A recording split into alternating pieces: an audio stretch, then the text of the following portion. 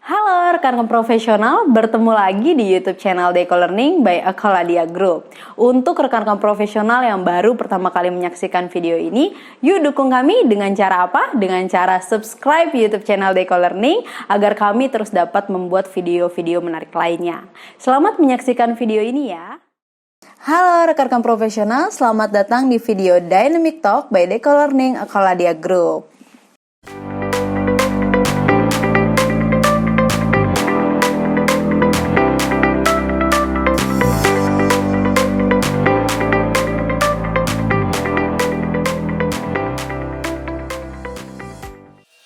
Ya, rekan-rekan profesional bertemu kembali dengan saya Oktaverina yang akan membawakan sesi ini. Dan pada kesempatan ini saya sudah terhubung dengan salah satu fasilitator dari Deco Learning yang mungkin sudah tidak asing lagi nih untuk rekan-rekan profesional yang setia menyaksikan video kami. Ya, langsung saja sudah ada Bapak Bronson Wijaya PMP. Halo Bapak Bronson. Halo Mbak Okta. Ya, halo Pak, sehat ya Pak? Ya, sehat, syukurnya sehat. Oh gitu ya Pak ya. Gimana nih Pak, di kondisi pandemik saat ini Bapak masih ada pekerjaan di luar rumah kah? Atau sudah stay aja deh di rumah gitu? Untungnya untuk beberapa pekerjaan memang bisa dibawa pulang lah. Jadi work from home-nya bisa. Untuk beberapa pekerjaan yang nggak bisa, ya kita terapkan protokoler lah yang jelas, seperti physical distancing-nya tetap, kemudian pakai masker selama dan tidak bersalaman lah, contohnya itu tetap kita jalankan sesuai anjuran dari pemerintah. Wah, berarti waktunya udah lebih banyak ya Pak sama keluarga. Iya, sedikit blessing in disguise lah ya, berarti yang walaupun kita terdampak, tapi dengan adanya dengan work from home, walaupun perlu adaptasi yang cukup lumayan lah, tapi ada juga posisi positifnya, kita punya waktu di rumah juga untuk keluarga. Oh iya Pak. Nah sebelumnya saya mengucapkan terima kasih banyak ya Pak karena Bapak sudah mau meluangkan waktunya nih di tengah-tengah pandemik ini kita sharing-sharing lagi untuk rekan-rekan profesional yang sedang menyaksikan. Nah Pak, pada sesi ini kita punya beberapa pertanyaan nih Pak terkait tentang persiapan PMP, dan pertanyaan ini langsung kita dapat dari rekan-rekan profesional. Mungkin banyak hal yang Bapak bisa sharingkan pada hari ini, ya kiat-kiatnya seperti apa sih saat mau ujian PMP? Bapak udah siap nih ya dengan pertanyaan-pertanyaan dari rekan-rekan profesional? Ya, siap Mbak Okta untuk bisa sharing dengan teman-teman profesional supaya bisa meningkatkan value lah untuk masing-masing ya. Ya, oke. Langsung aja nih ya Pak ya ke pertanyaan pertama. Apa sih Pak persyaratan untuk sertifikasi di masa-masa pandemik seperti saat ini? Boleh Pak, silahkan langsung dijawab. Jadi untuk persyaratannya sendiri, dari internal PMI untuk PMP certification ini, dia tidak ada perubahan yang signifikan terkait dengan pandemik. Memang ada sedikit update untuk persyaratannya yang tadinya dengan menggunakan pengalaman kerja untuk sebagai salah satu persyaratan mengambil kredensialnya atau eligibility-nya, sekarang menggunakan jumlah bulan jam kerja. Jadi kalau tadinya kita harus menghitung jumlah jam kerja kita, sekarang kita diwajibkan untuk yang S1 ya, itu 36 bulan atau setara dengan 3 tahun pengalaman kerja kita di proyek. Kemudian untuk project management education-nya atau baik training atau formal education, itu di luar dari S1-nya ya, itu ada 35 contact hour, dan itu tetap sama. Jadi secara persyaratan sebenarnya tidak ada perubahan terkait dengan pandemi. Memang terjadi penyesuaian, itu adalah tempat ujiannya, bahwa ya memang tempat ujiannya itu akan mengikuti peraturan atau anjuran yang dikeluarkan oleh pemerintah ataupun dari gugus depan COVID ya.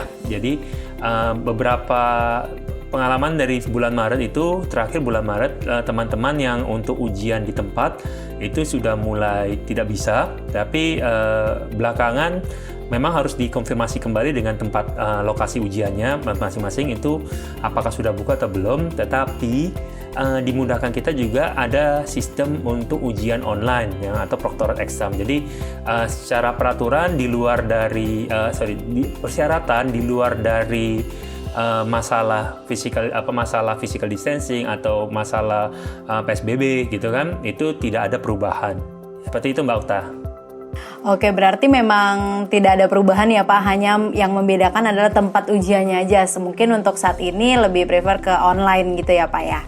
Oke, semoga terjawab ya untuk rekan-rekan profesional yang bertanya terkait persyaratannya.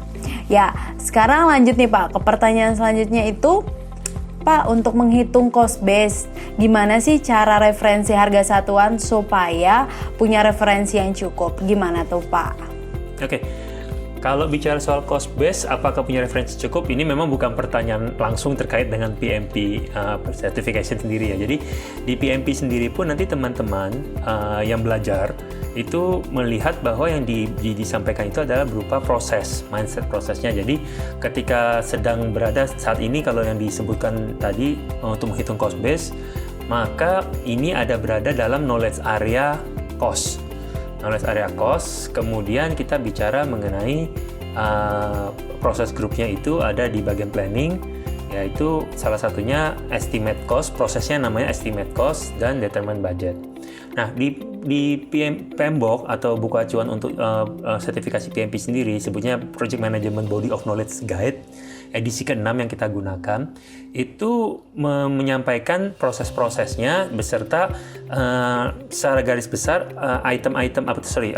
estimasi model-model apa saja yang bisa kita gunakan. Jadi dari sanalah kita akan mencoba menggali lebih lanjut pada saat kita bekerja, ataupun memang kalau kita mau mendalami lebih lanjut mengenai cost. Nah, khusus untuk data cost estimation misalnya yang kita bilang cost database data tadi, untuk cost estimation kan ada yang namanya analogous, ada yang namanya bottom up, ada yang namanya parametric. Nah, ini semua adalah model-model cara-cara untuk mengestimasi, baik kita menghitung sampai sedetail-detailnya atau kita hanya mengestimasi berdasarkan kesamaan suatu project. Nah, itu nanti itu aja yang membedakan, itu yang disampaikan dalam PMBOK-nya sendiri, tetapi dia tidak akan menyampaikan lebih detail lagi. Nah, bagaimana kita mempunyai referensi? Salah satu juga input yang diharapkan yang ada dianjurkan oleh PMI adalah lesson learned atau historical information. Nah, di sana berarti kita bisa ambil kesimpulan bahwa kalau kita mau punya data yang jelas untuk estimasi cost, maka paling nggak kita punya referensi dari proyek-proyek lampau, atau kita punya referensi dari baik pemerintah atau yang mengeluarkan kajian yang memang ada ya. Jadi kayak misalnya dari Pemda atau PU itu yang mengeluarkan biaya satuan atau biaya anggaran untuk perhitungan anggaran biaya. Nah, jadi teman-teman yang kalau misalnya kita mau kaitkan dengan dunia nyata, mau nggak mau memang kita harus rajin-rajin nih mengumpulkan data dan yang bisa kita analisa lebih lanjut. Misalnya kita punya proyek yang 2 tahun sebelum, untuk jadikan ke tahun berikut, tahun ini mungkin kita bisa gunakan, tetapi ya kita harus perhitungkan secara inflasinya. Nah, hal tersebut mau nggak mau memang harus kita rajin-rajin pada pekerjaan kita untuk kita analisa. Panduannya dari mana? Nah, PMBOK Guide ini memberikan panduan proses urutannya. Minimum kita akan mempunyai suatu acuan urutan prosesnya dulu sebelum kita mendetailkan satu persatu, gitu ya. Itu semoga bisa menjawab kayak gitu, Mbak Okta. Oke, terima kasih Pak. Semoga terjawab ya. Ya, selanjutnya nih Pak. Barometer apa yang bisa dijadikan indikator untuk mengetahui apakah kita sudah siap atau belum untuk maju ujian sertifikasi PMP? Ya, seperti apa tuh Pak? Nah, jadi kalau kita bicara soal apakah kita siap atau enggak, ya mau nggak mau memang dari diri kita lah yang menilai sebenarnya. Karena ujian di soal-soal di PMP itu tidak pernah dia cukup diskrit atau dia integrasinya cukup tinggi. Jadi soal-soal yang digunakan dalam ujian itu tidak boleh dibawa keluar. Nah, akhirnya teman-teman itu bisa mendapatkan soal-soal untuk trial 200 soal selama 4 jam sesuai dengan ujiannya. Tapi soal itu pun tidak akan pernah bisa dikatakan perbandingannya apple to apple langsung dengan yang ada di PMI untuk ujiannya langsung. Barometernya seperti apa? Nah, dari 2015 sampai tahun 2018 itu ya kita punya pegangan kalau ujiannya itu sekitar 75% lah dari 200 soal itu itu adalah passing grade-nya atau 80% dari 175 soal. Nah, dengan perkiraan seperti itu, kira-kira dengan angka seperti itu, biasanya teman-teman ini yang kita belajar sama-sama nih untuk ujian, kalau trialnya itu sudah stabil atau dapat nilainya selalu 80%, 85%, kira-kira di sanalah selama 3 kali berturut-turut, ya itu sebenarnya salah satu barometer yang cukup gitu ya. Kalau masih di 70, 75, itu chancesnya ada, tapi ya sedikit tipis gitu. Walaupun kita nggak akan bilang, oh itu adalah 100% pasti, enggak. Nah, cuma salah satu barometernya adalah hal seperti tadi. Kemudian ketika kalau misalnya memang tidak ada itu juga, salah satu gambaran nih ketika kita belajar juga untuk teman-teman yang ketika menjawab soal-soal atau menjawab pertanyaan-pertanyaan yang ya, latihan soalnya itu sudah berdasarkan, saya selalu berdasarkan PMBOK Guide dan saya bisa menyatakan ini ada di bagian ini, bagian ini. Kalau teman-teman itu sudah bisa melakukan hal seperti itu, maka ya itu sudah suatu petanda yang baik lah untuk bisa maju untuk ujian seperti itu. Nah, di luar dari hal-hal teknis lainnya seperti kalau saya masih gugupan atau enggak, kemudian saya sudah siap dengan planning selama ujiannya nanti. Nah, itu juga salah satu bisa jadi acuan. Tetapi pertamanya di sana dulu. Kalau teman-teman itu ketika menjawab soal aja masih gagap-gagapan atau masih belum berdasarkan PMBOK Guide-nya, tapi masih berdasarkan menurut pengalaman saya begini. Nah, hati-hati karena kita ujiannya itu bukan berarti pengalamannya salah ya. Pengalaman itu memang tetap akan digunakan. Tetapi untuk ujian karena dasarnya kita adalah PMBOK Guide, maka pengalaman ini harus align dengan PMBOK Guide-nya.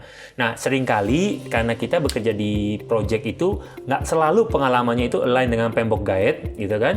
Ya, itu yang bikinnya jadi kesulitan. Nah, kalau teman-teman itu sudah bisa meng-align-kan pengalamannya, bisa menjawab soal-soal dengan yakin ini berdasarkan PMBOK ini adalah seperti ini, gitu kan?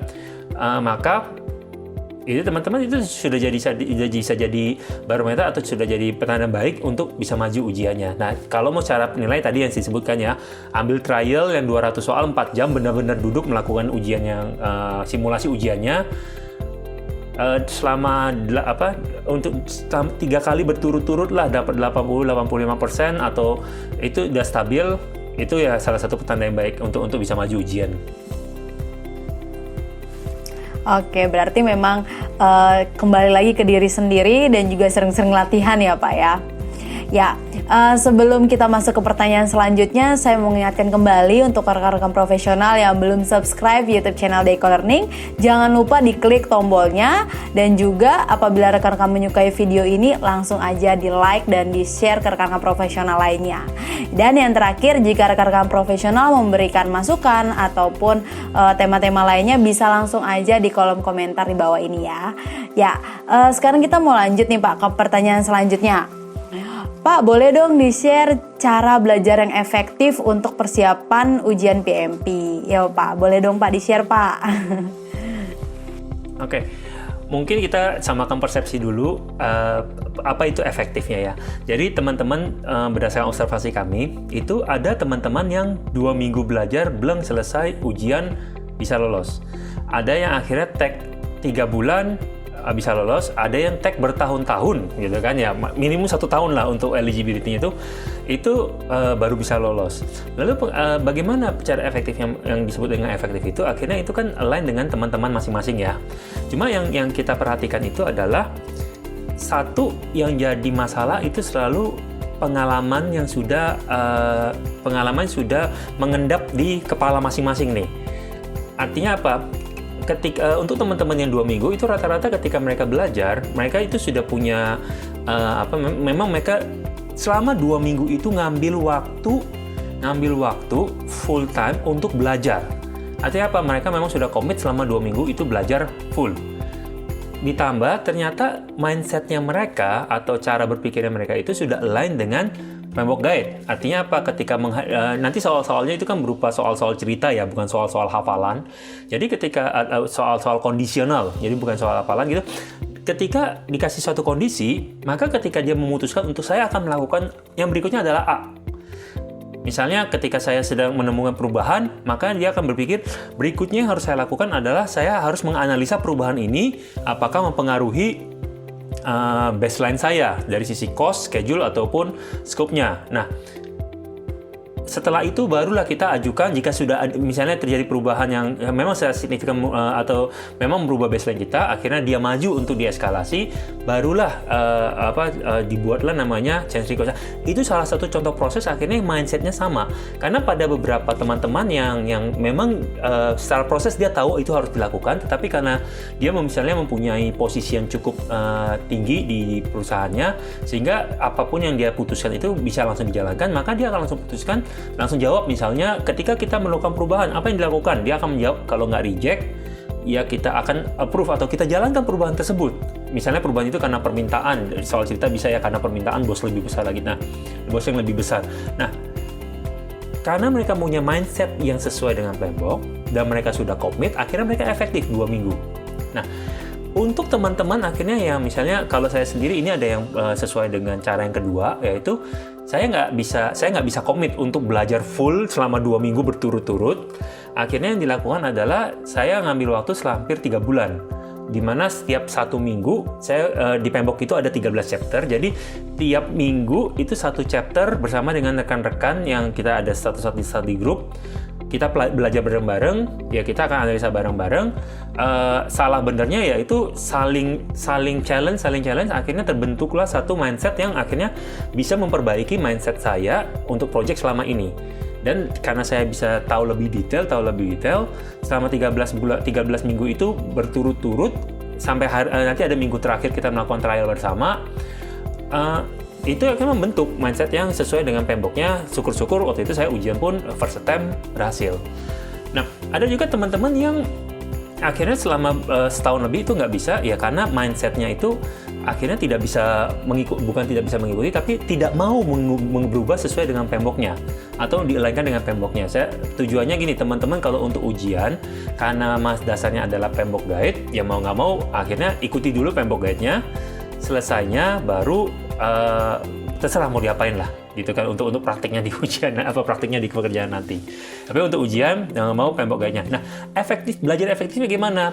Teman-teman tidak perlu, jangan mengosongkan juga melepaskan topi pekerjaannya, tapi yang penting adalah meng-align-kan, ambil contoh-contoh di kehidupan nyata itu, sesuaikan dengan align dengan proses di PMBOK Guide-nya.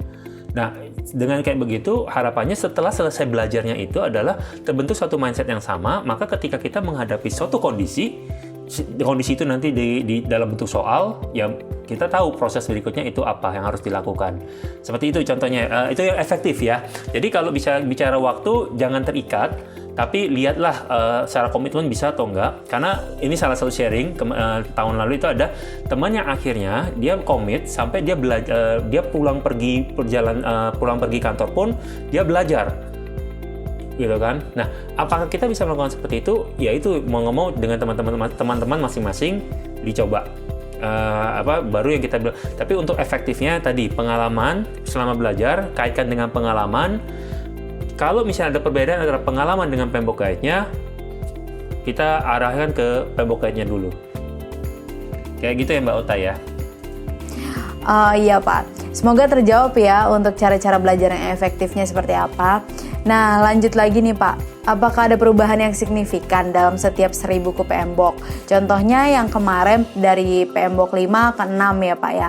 Kira-kira ada nggak Pak perubahan yang signifikan? Boleh Pak, silakan langsung dijawab saja.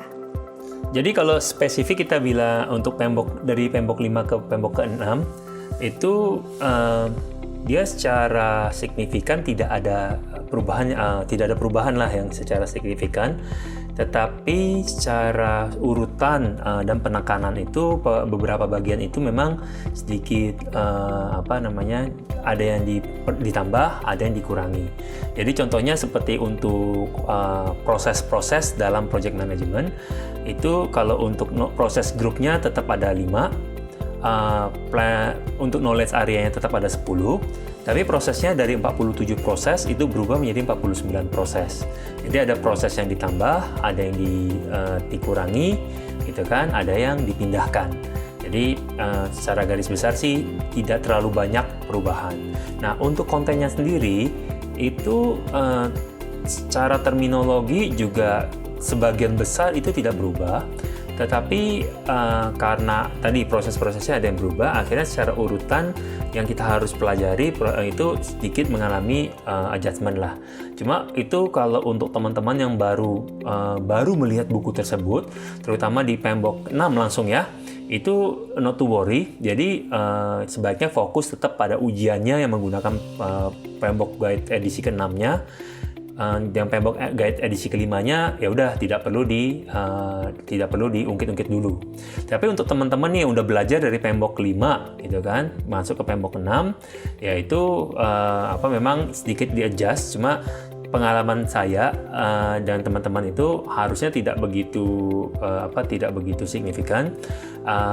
Jadi memang ada yang harus ditambah belajarnya, tetapi ya bukan berarti kita mengubah satu buku sama sekali. Nah, memang nanti untuk informasinya yang kita dapatkan itu pada pertengahan tahun 2021, ya ini belum pasti, tetapi PMBOK Guide ke-7, edisi ke-7, itu memang akan ada terjadi perubahan yang cukup signifikan dengan PMBOK Guide edisi ke-6. Jadi saran saya, kalau teman-teman itu yang pengen ikut ujian atau mengambil sertifikasi PMP, ya sesegera mungkin saja. Toh juga nanti bulan Januari akan terjadi outline training yang sedikit berubah. Bukan trainingnya, tapi outline ujiannya yang sedikit berubah. Cuma bukan berarti PMBOK 6-nya kita tinggalkan sama sekali, tetap kita pakai, cuman akan ada penambahan materi untuk belajar ujiannya.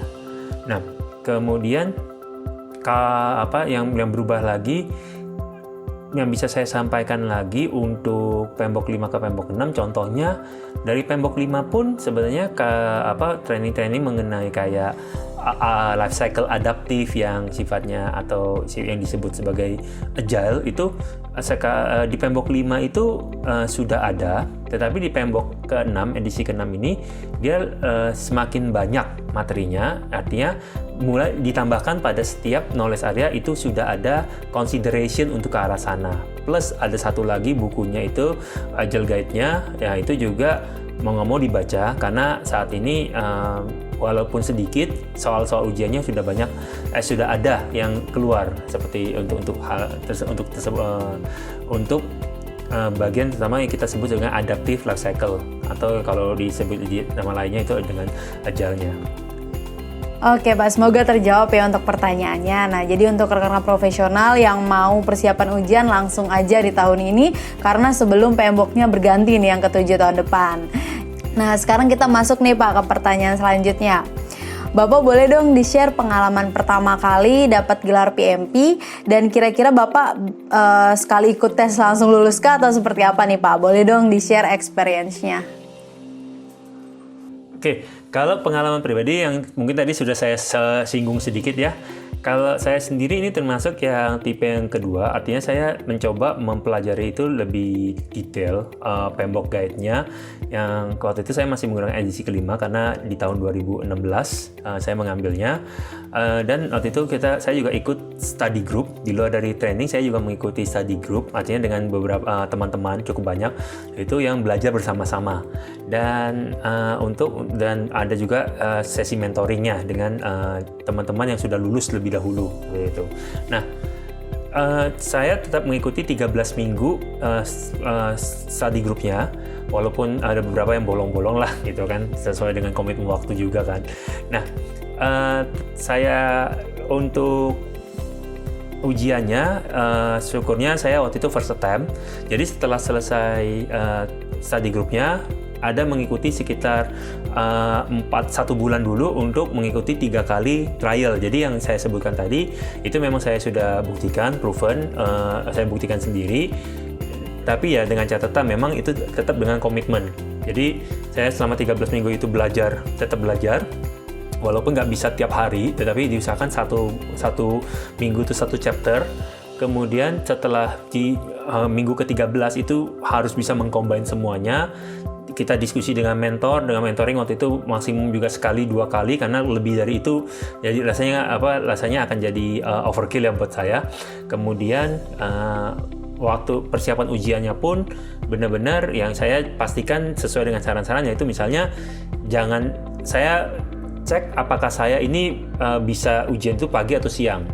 Waktu itu saya pilih siang, kemudian kalau siang hari apakah waktu itu lokasinya di Menara Imperium, sekarang sudah bukan di Menara Imperium lagi, tapi konteksnya masih sama, bahwa saya cek dulu apakah saya bisa sampai di sana tepat waktu, supaya tidak ada buru-buru, panik-panikan, nanti malah hal-hal senang teknis seperti itu yang mengganggu saya. Jadi itu semua saya persiapkan, planning tetap saya jalankan sesuai untuk ujiannya, sampai ini sharing saya sendiri.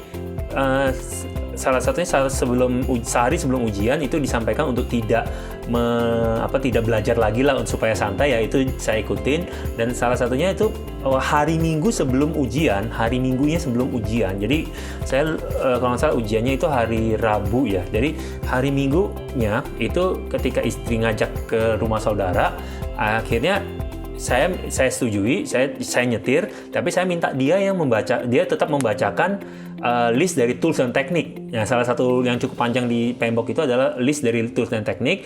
Ketika dia bacakan, ya seolah saya sambil belajar secara audio.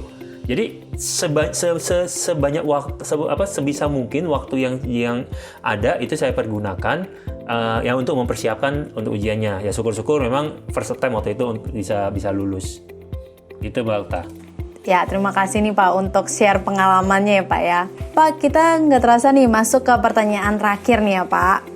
Ya, Pak, jika mau ujian awal tahun 2020, apakah referensi tesnya tetap dari PMBOK edisi 6 atau sudah ke edisi 7 nih Pak? Boleh Pak, silakan dijawab. Jadi untuk perubahan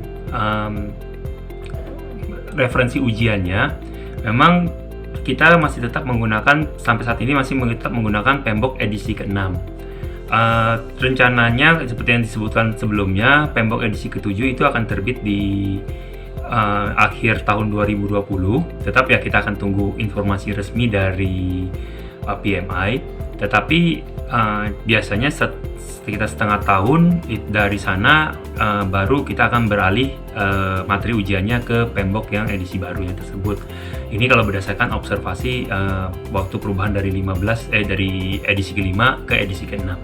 Nah, kalau untuk informasi tambahannya lagi, dari 2 Januari 2021 itu akan terjadi perubahan atau update outline dari ujiannya.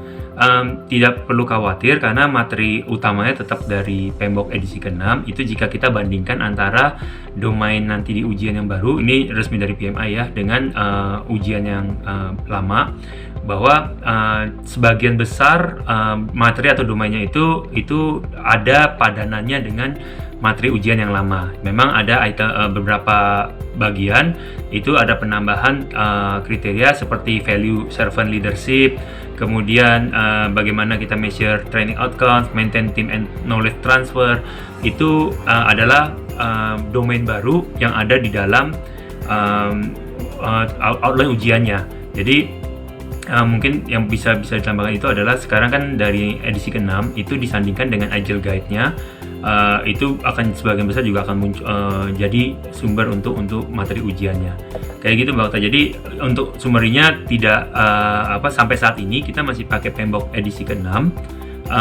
Nanti untuk resminya walaupun tadi sudah kita sampaikan ya bahwa akhir tahun ini ada PMBOK edisi ke-7 rencananya, kemudian biasanya setelah itu bertahap baru dilakukan update atau perubahan di outline ujiannya mengikuti PMBOK baru. Tapi sampai saat ini kita masih sebagian besar masih menggunakan PMBOK edisi ke-6-nya gitu Mbak Okta.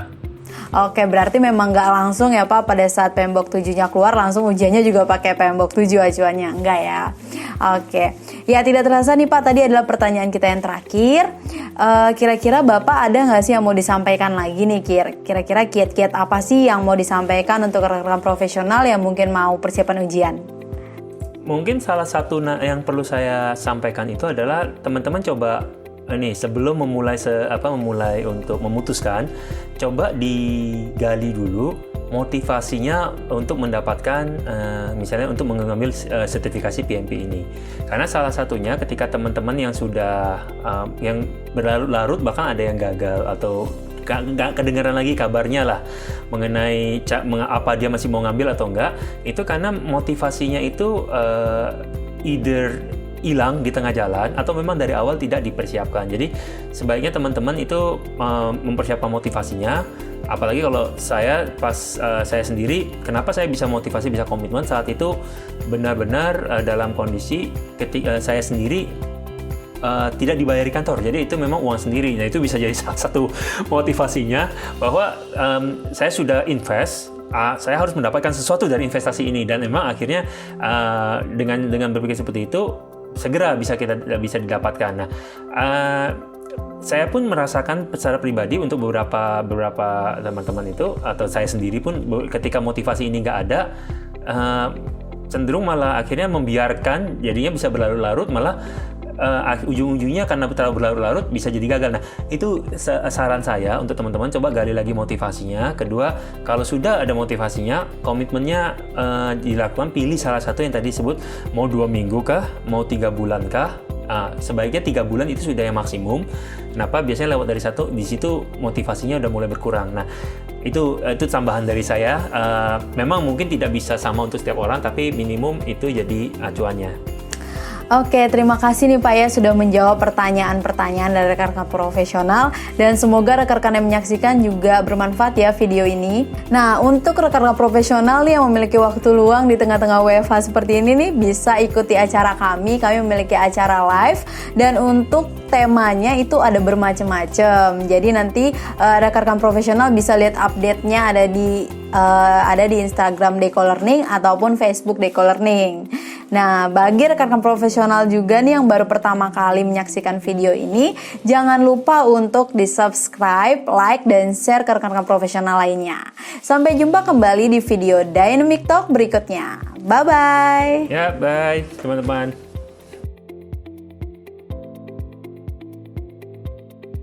Halo rekan-rekan profesional, jika Anda menyukai video ini, yuk dukung kami dengan cara subscribe, like, and share video ini. Nah, untuk rekan-rekan profesional juga yang ingin memberikan masukan ataupun saran, langsung saja tulis di kolom komentar di bawah ini. Semoga video ini bermanfaat ya untuk rekan-rekan profesional. Sampai jumpa kembali di video Dynamic Talk berikutnya.